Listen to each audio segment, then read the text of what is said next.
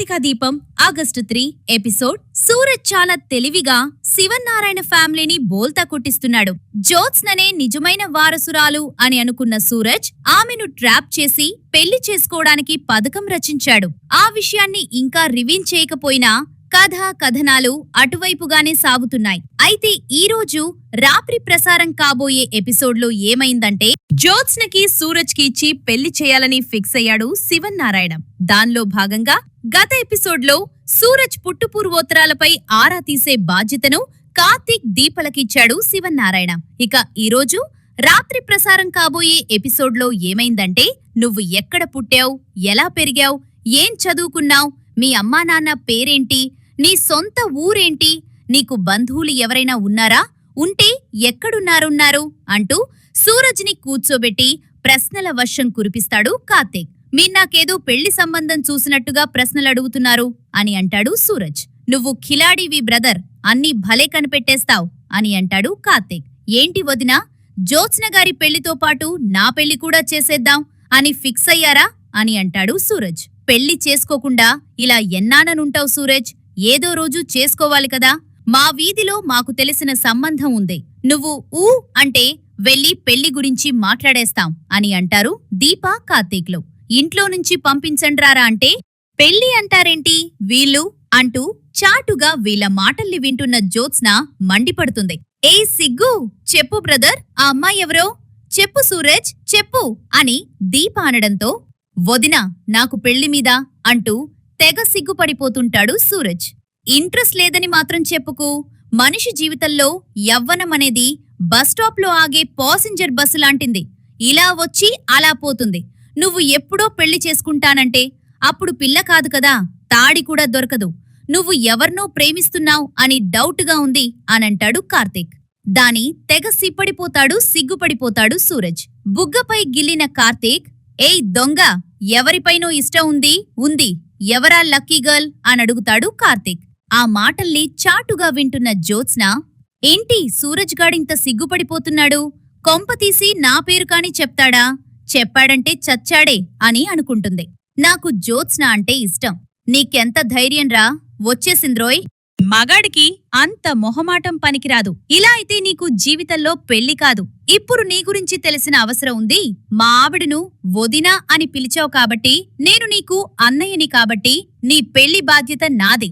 ఇప్పుడు చెప్పు, నీ మనసులో ఎవరున్నారు అని అడుగుతాడు కార్తీక్. దాంతో కార్తీక్ సిగ్గుపడుతూ జ్యోత్స్న అనంటాడు. ఆ మాట వినగానే కార్తీక్, దీపలు ఆశ్చర్యపోతారు. ఇక జ్యోత్స్న అయితే రంకలేస్తూ వచ్చేస్తుంది. నీకెంత ధైర్యంరా, నీ మనసులో నేను ఉన్నానని చెప్పడానికి అంటూ సూరజ్ కాలర్ పట్టుకుంది. దీప ఆపే ప్రయత్నం చేయడంతో, వీడి ఏం చెప్పాడో వినలేదా, నేను చెప్తూనే ఉన్నాను కదా, మా మాట మీరు వినలేదు, ఇంకా మీకు క్లారిటీ కావాలా అని మండిపడుతుంది జ్యోత్స్న. వీడు మామూలుడు కాదుగా, తాత దగ్గరే తేల్చుకుంటా. దానికి నవ్విన సూరజ్, వదినా ఇక్కడ ఎవరూ లేరు, నీ మనసులో మాట చెప్పు అని అన్నావు కదా, కాని మన మాటల్ని జ్యోత్స్న చాటుగా వినడాన్ని నేను చూశాను, అందుకే ఆమెను బయటికి రప్పించడానికి అలా చెప్పాను. చూడండి, నా మనసులో ఎవరూ లేరు అనంటాడు సూరజ్. రేయ్, మాట భలే మారుస్తున్నవ్రా, నువ్వెవరండా చూసుకుని రెచ్చిపోతున్నావో నాకు అర్థమైందిరా. వీళ్లతో కాదు, మా తాతతోనే తేల్చుకుంటానంటూ ఆవేశంగా ముసలోడి దగ్గరకు వెళ్తుంది జ్యోత్స్న. సూరజ్ కూడా మెల్లగా జారుకుంటాడు. ఇక కార్తీక్ అయితే, జ్యోత్స్న వచ్చి మంచి ఛాన్స్ మిస్ చేసిందే, ఈవిడి గారు వెళ్లి ఏం గోల చేస్తుందో ఏంటో అననుకుంటాడు కార్తీక్. ఎవర్ని ఎక్కడ పెట్టాలో నాకు బాగా తెలుసు ఆ సూరజ్ని. ఇక శివన్నారాయణ దగ్గరకు వెళ్లిన జ్యోత్స్న అతని గురించి కంప్లైంట్ చేద్దామనుకుంటుంటే, అతనేమో, ఆహా నీ ఫోటోలు ఎంత బాగా తీశాడో అంటూ సూరజ్ని పొగుడుతుంటాడు. ఏంటి తాత, వాడు చేస్తున్నవి చెప్తున్నా కదా, వాణ్ణి ఇంట్లో నుంచి బయటికి పంపిస్తారనుకుంటే దీప బావలు కూర్చోబెట్టి పెళ్లి సంబంధాలు మాట్లాడుతున్నారు, ఏంటిది అనంటుంది జ్యోత్స్న. దాంతో శివన్నారాయణ, హో వాళ్ళప్పుడే మొదలు పెట్టేశారా అనంటాడు. ముందు వాణ్ణి అవుట్ హౌస్ నుంచి బయటికి పంపేయండి అనంటుంది జ్యోత్స్న. నిజమేనమ్మా, వాడు అవుట్ హౌస్ లో ఉండడానికి పనికిరాడు, ఎక్కడికి పంపించాలో అక్కడికే పంపిస్తా అని తేడాగా మాట్లాడతాడు శివన్నారాయణ. అది గమనించిన జ్యోత్స్న, తాత కూడా తేడాగా మాట్లాడుతున్నాడు, నాకు తెలియకుండా ఏదో అవుతుంది అననుకుంటుంది జ్యోత్స్న. ఆ మాలిని మనిషి మనలోనే ఉండొచ్చు. ఇక అంతా కలిసి ఆఫీస్లో భోజనం చేస్తూ మన ఆఫీస్లో ఎవర్నీ నమ్మొద్దు, ఎవరిపై అనుమానం వచ్చినా కూడా ఒక్కన్నేసి ఉంచండి, మాలిని మనిషి మనలోనే ఉండొచ్చు, డబ్బులకు అమ్ముడుపోయాడేమో, అది బయటపడే వరకు మనకి తెలీదు కదా అని అంటాడు శివన్నారాయణ. అప్పుడే సూరజ్ని చూపిస్తుంటారు. అంటే మాలిని మనిషి సూరజ్నే అని అన్నట్టుగా. అది తెలియని దీపో వెంటనే తాత చెప్పినట్టు చెయ్యాలి బావా, ఈ బాధ్యతని మనం ఎవరొకరికి అప్పగించాలి, సూరజ్ అయితే కరెక్ట్ అనిపిస్తుంది అని అంటుంది దీప.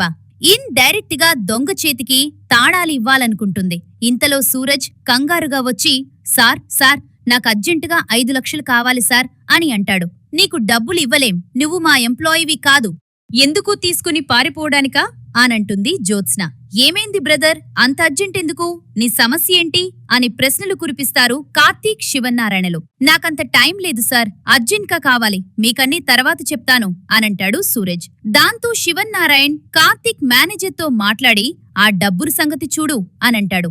జాబ్ చేయని వాడికి అడ్వాన్స్ ఎలా ఇస్తాను తాత, సూరజ్ అనే పేరు మన కంపెనీ రిజిస్టర్లో లేదు, ఎందుకంటే అతను మన ఎంప్లాయీ కాదు కాబట్టి.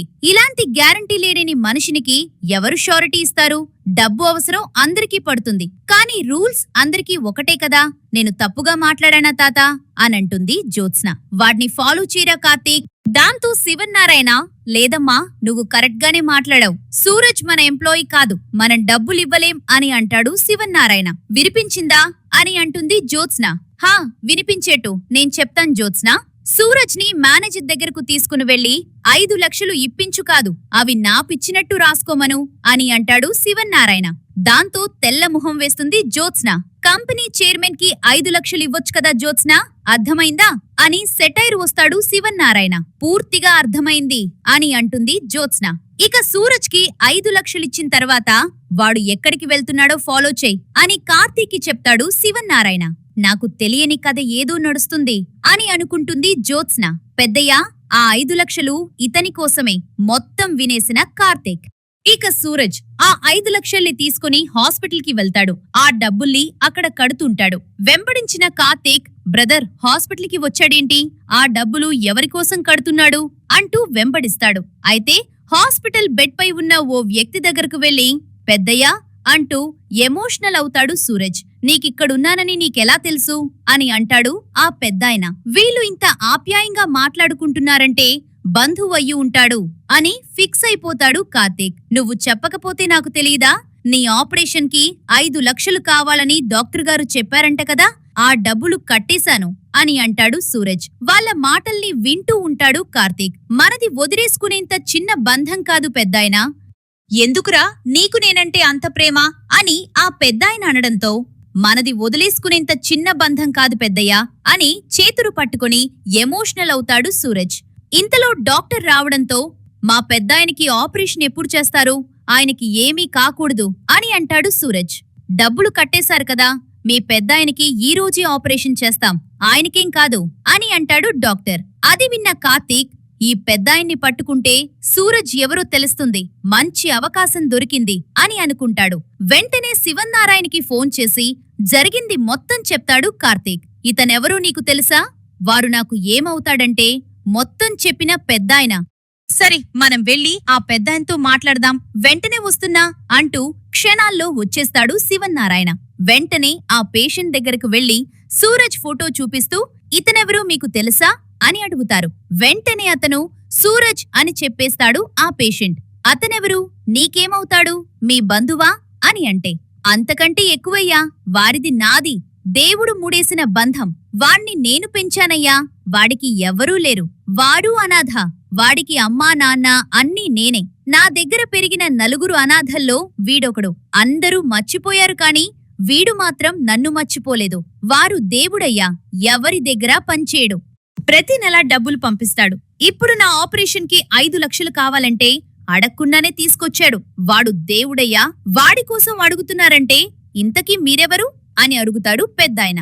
అతను మా దగ్గరే పనిచేస్తున్నాడు అని శివన్నారాయణ చెప్పడంతో వాడు ఎవరి దగ్గర పనిచేయడయ్యా, ఏదో జ్యూస్ సెంటర్ నడుపుతున్నాడని తెలుసు అని అంటాడు పెద్దాయన.